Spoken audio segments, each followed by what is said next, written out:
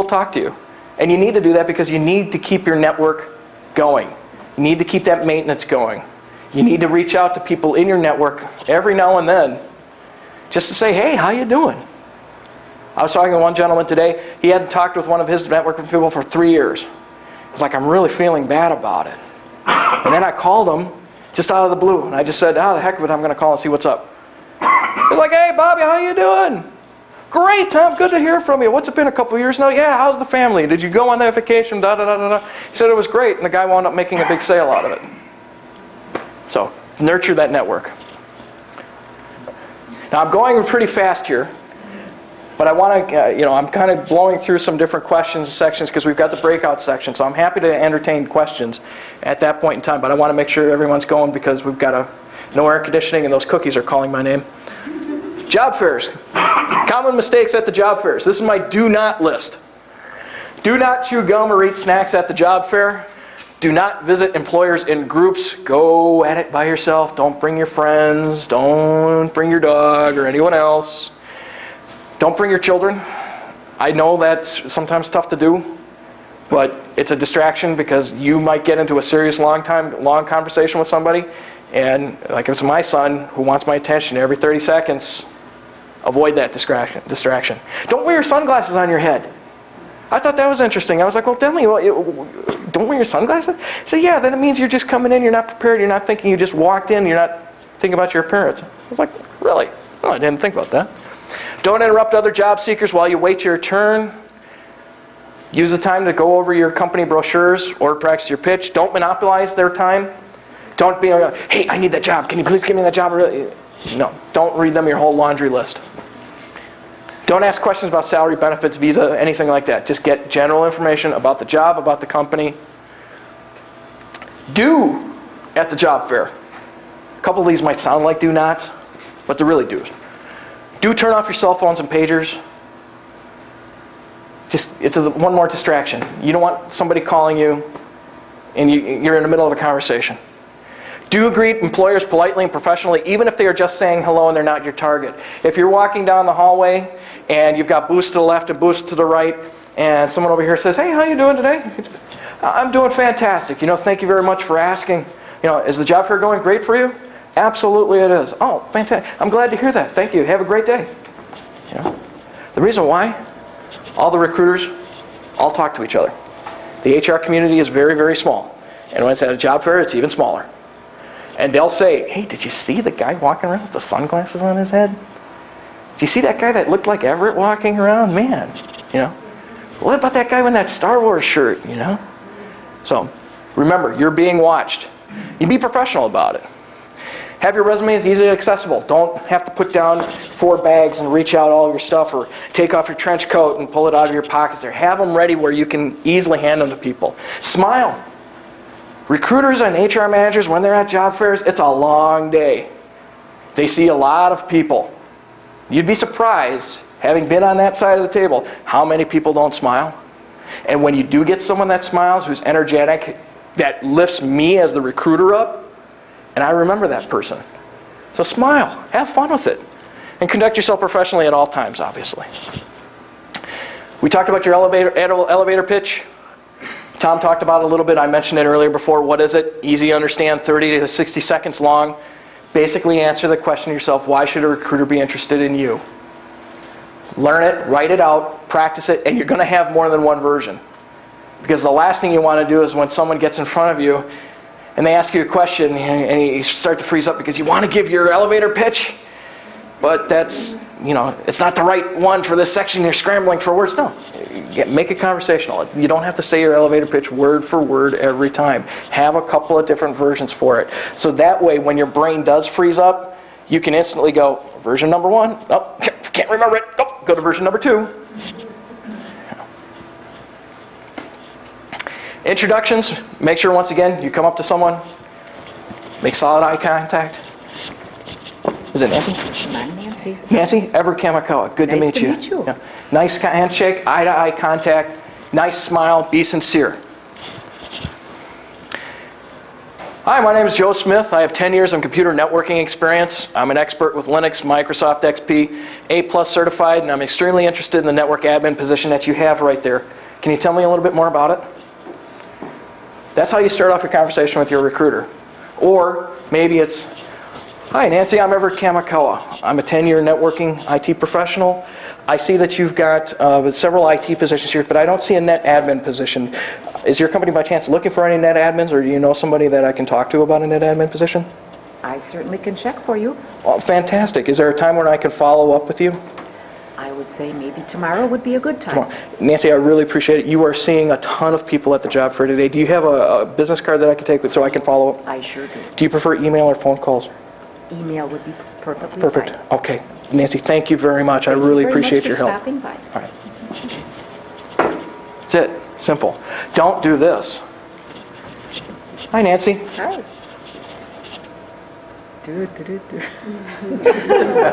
Ask me what I'm looking for. What are you looking for? Well, you know, I'm not really sure. I've got a background in IT, and I was a net admin for a while, and you know, then I got laid off, and I didn't like that company anyway. So I'm looking for my next. You know, I don't know if the rest of you heard her, but as soon as I started, she said, "Oh." That's exactly what's going through the head of the recruiter. Oh my gosh, not another one. All right, don't do that, please. As compared to the first time, I introduced myself. I asked her. I told her a little bit about what I'm looking for. I asked sincerely if she had a question, had a net admin position, because it might not be listed on the board of jobs that they have, but she might have something. It might be one of those hidden jobs. She now knows what I'm looking for. She saw that I smile, I'm professional, and she said she would help me. That's what you want. Now, conversely, it's, hey, you've got that IT position, fantastic. You know, I'm a great fit for it. I have 10 years experience. Can you tell me a little bit more about it? Can I tell you a little bit about me? Are you collecting resumes today? No. Ask questions. Once again, sincere questions. That's all you're doing. And at the very end, most importantly, ask for a business card or contact information.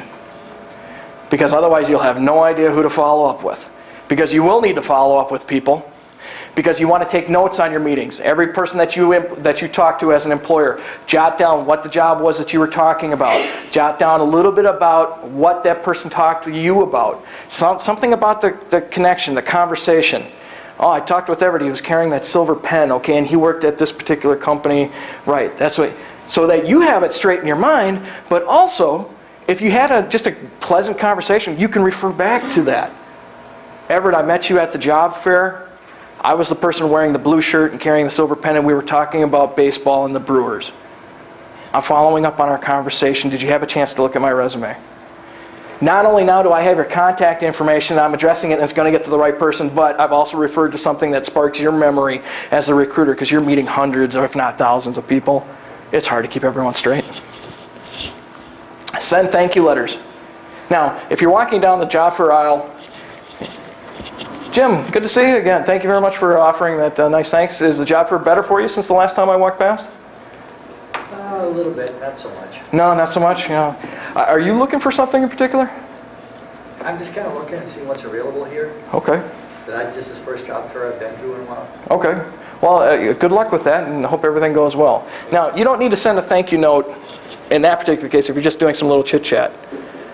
But if it's, hi, I'm Everet. Hi, I'm Nancy. We've got this going, and this is what we're going to do. Can you tell me a little bit about it? I have a nice 2, 3, 4, 5-minute conversation with Nancy. Send her a thank you note. At the very, very minimum, send her an email expressing, once again, same rules apply. What you talked about, why you were there. But you know what? Thank you notes are becoming more and more rare. The company that I'm at now, they've told me quite frankly, is that I was the only one that sent a thank you note after every one of the meetings. I was like, you're kidding me. Like, no. Because we knew you'd be diligent and follow up, and that we would really appreciate it. Go buy the $2 note of thank you notes. I mentioned the sob stories. If you can't read this, it says regrets. Those were the droids you were looking for.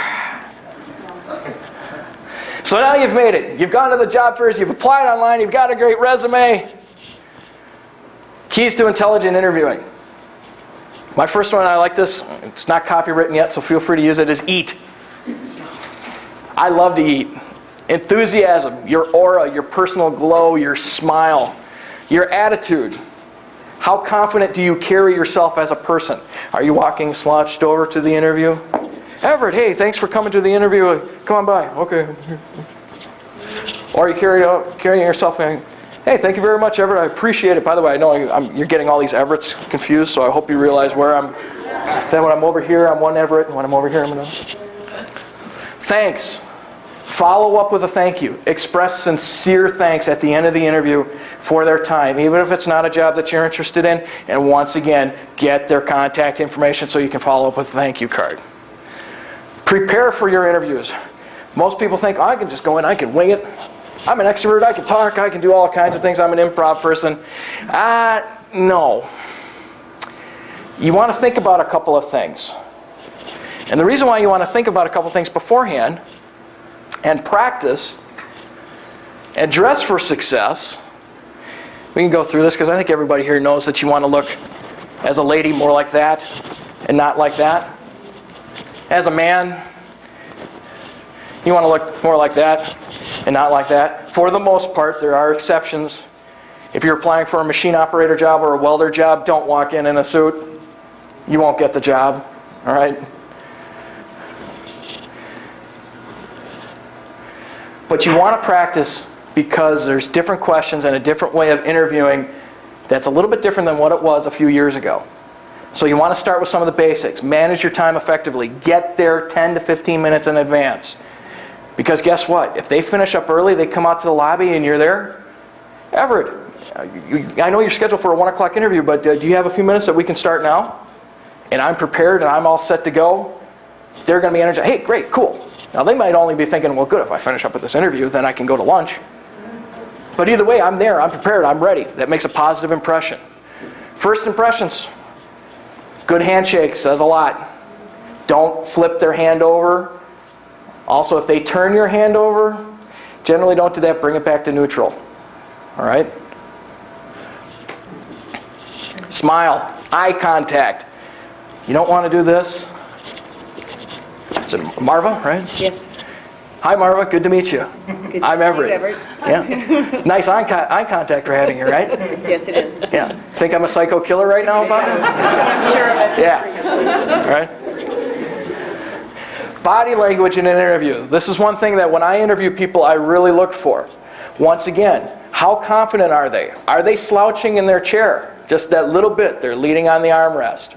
Are they bouncing their leg? I will purposely in an interview fold my hands like this. Generally, if someone does that, it means that they're not interested in you, they're not interested in what they're saying. You want to get them out of this position into at least a neutral position, which is this, or better yet, have their arms down. Now they're open. They're to what you're saying, to what you're receiving. And this is all subliminal stuff. There's tons of books and videos about this, and it's all things that we do without necessarily realizing it. But have you ever met somebody and you said, you know, that person was really nice, that Everett guy was really cool, but there's just something about him that I couldn't quite put my finger on. And it might be something good, or it might be something bad. And you're kind of wondering, like, what was that? Well, a lot of times it's this subliminal clues, it's this body language that you're giving off. People generally want to be like people that are like them, who they admire or who they aspire to be.